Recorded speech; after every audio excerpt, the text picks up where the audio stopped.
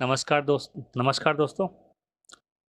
आज हम बात करते हैं नवजात शिशु परिचर्या के बारे में, अर्थात नियोनेटल केयर। नवजात शिशु परिचर्या में हम उस चीज़ का बात करेंगे कि जैसे जब भी कोई शिशु पैदा होता है, पैदा के बाद से जो भी क्रियाएं की जाती हैं, अर्थात उसके जो अपरा हैं उसको साफ करना, फिर उसके जो अम्बिलिकल कार्ड है उसको काटना, ये सारी चीज़ें जो भी चीज़ें हैं वो सब नवजात शिशु परिचर्या के अंतर्गत आएंगी। ठीक है, तो यहाँ पे हम पढ़ेंगे आयुर्वेद के अनुसार, और सेम सारी चीज़ें मॉडर्न से भी रिलेटेड हैं, बशर्ते क्या है कि जो उनका सीरियल वाइज है वो चेंज है। ठीक है, तो यहाँ पे हम विभिन्न आचार्यों के द्वारा नवजात शिशु का परिचर्या का जो क्रम है उस चीज़ का वर्णन करेंगे। तो स्टार्ट करते हैं आचार्य चरक के अनुसार। आचार्य चरक जी ने क्या बोला है कि पहला प्राण प्रत्यागमन बोला, नेक्स्ट बोला स्नान, देन बोला मुख विशोधन, गर्भोदक वमन, नाल छेदन, जात कर्म और रक्षा कर्म। ये आचार्य चरक जी ने बोला कि पहले बोला कि उनके प्राण प्रत्यागमन देखिए, फिर स्नान कराइए, मुख विशोधन करिए, गर्भोदक वमन करवाइए, नाल छेदन करिए, जात कर्म करिए और फिर रक्षा कर्म करिए। तो आचार्य सुश्रुत जी ने क्या बोला कि उन्होंने उल्वा परिमार्जन की बात करी। उल्वा परिमार्जन, मुख विशोधन, पिचू धारण, नाल छेदन, जात कर्म और स्नान। फिर वाग्भट जी ने क्या बोला कि उल्वा परिमार्जन, प्राण प्रत्यागमन, नाल छेदन, स्नान, पिचू धारण, सुवर्ण प्राशन, गर्भोदक वमन और जात कर्म। तो विभिन्न आचार्यों के द्वारा की जाने वाली सारी जो प्रक्रियाएं हैं वो लगभग सेम हैं, बस क्या है कि उनका जो क्रम है उसमें अंतर है। तो हमें ये क्रम और सभी आचार्यों के अनुसार जो जो चीज़ भी बोले गए हैं उस चीज़ को ध्यान में रख के इनको आगे बढ़ना है। तो हमें ये ध्यान रखना है कि आचार्य चरक जी ने उल्वा परिमार्जन के बारे में कोई जिक्र नहीं की है। के बारे में डिटेल्स में हम एक एक करके आगे बात करेंगे, लेकिन उससे पहले आपको ये जो सीरियल वाइज सबके बारे में सभी आचार्यों के बारे में है, मतलब इन आचार्यों ने पहले चरक ने प्राण प्रत्यागमन, स्नान, मुख विशोधन, गर्भोदक वमन, नाल छेदन, जात कर्म, रक्षा कर्म बोला। तो वहीं आचार्य सुश्रुत जी ने उल्वा परिमार्जन, मुख विशोधन, पिचु धारण, नाल छेदन, जात कर्म और स्नान कहा। तो ऐसे ही वाग्भट जी ने भी कहा। तो सबसे पहले इन लोगों का याद करना हमें बहुत ज़रूरी है कि इन्होंने क्या क्या बोला और कैसे कैसे बोला।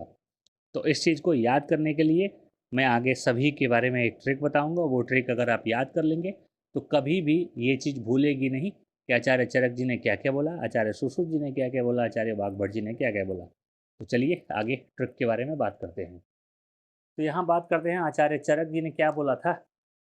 उन्होंने एक प्रश्न किया। प्रश्न ये किया कि प्रश्न है, मुख से गर्भोदक वमन क्यों ना जा रहा। मतलब प्रश्न है, मुख से गर्भोदक वमन क्यों ना जा रहा। प्रश्न है, मुख से गर्भोदक वमन क्यों ना जा रहा। तो देखिए कैसे इसको करेंगे। प्रश्न, मुख, गर्भोदक वमन ना जा रहा।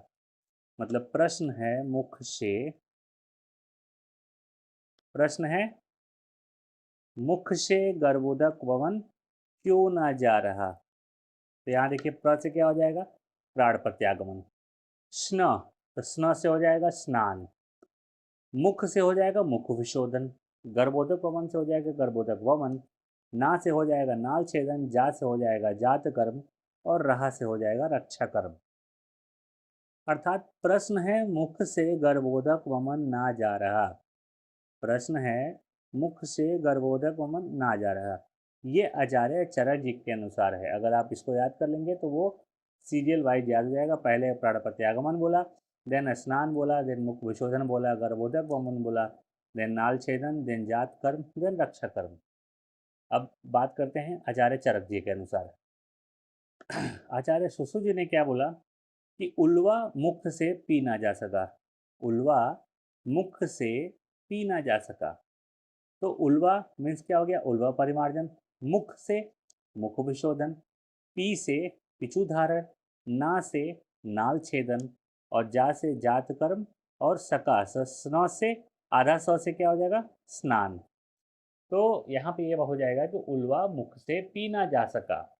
उल्वा परिमार्जन, मुख विशोधन, पिछू धारण, नाल छेदन, जातकर्म और स्नान। तो ये आचार्य सुश्रुत जी ने क्या बोला था, उल्वा मुख से पी ना जा सका। ये ट्रिक है, ये ट्रिक याद करने के लिए है। तो आचार्य चरक जी ने क्या बोला था पीछे, कि उनका प्रश्न था, प्रश्न यह है कि जो मुख से गर्भोधक वमन क्यों ना जा रहा। आचार्य चरक जी का ट्रिक क्या था, कि प्रश्न है मुख से गर्भोधक वमन क्यों ना जा रहा।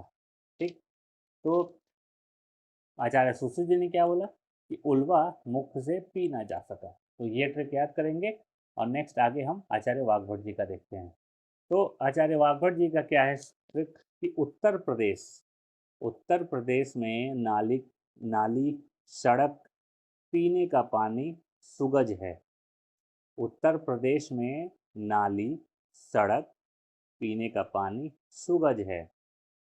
अर्थात उत्तर प्रदेश, ऊ से हो जाएगा उल्वा परिमार्जन, प्र से हो जाएगा प्राणपत्यागमन, नाली से हो जाएगा नाल छेदन, सड़क से हो जाएगा स्नान, यानी सौ से स्नान, स से सड़क, न से नाली, न से नाल छेदन।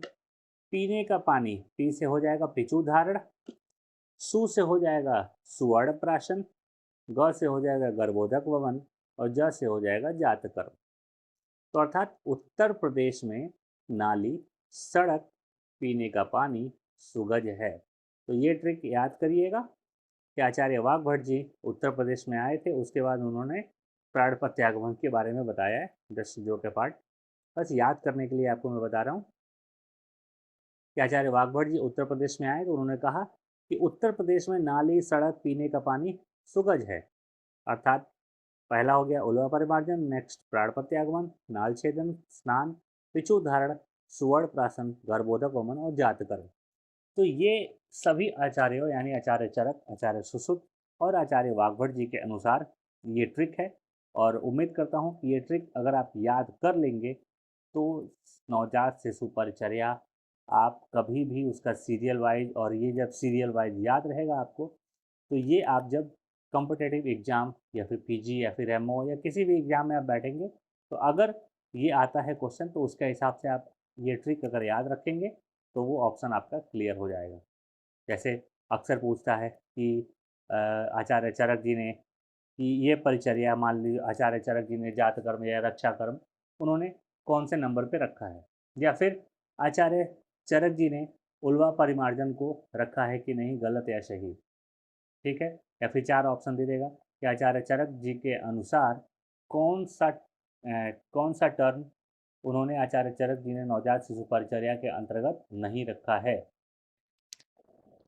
उम्मीद करता हूँ कि आपको ये लेक्चर समझ में आया होगा। अपने दोस्तों के बीच इसको शेयर करिए और सब्सक्राइब करिए ताकि हम आगे की वीडियो आपको उपलब्ध हो सके, और इस चैप्टर के एक एक करके सारी जितनी भी क्रियाएं हैं उसका हम लोग लेक्चर अपलोड करेंगे। धन्यवाद।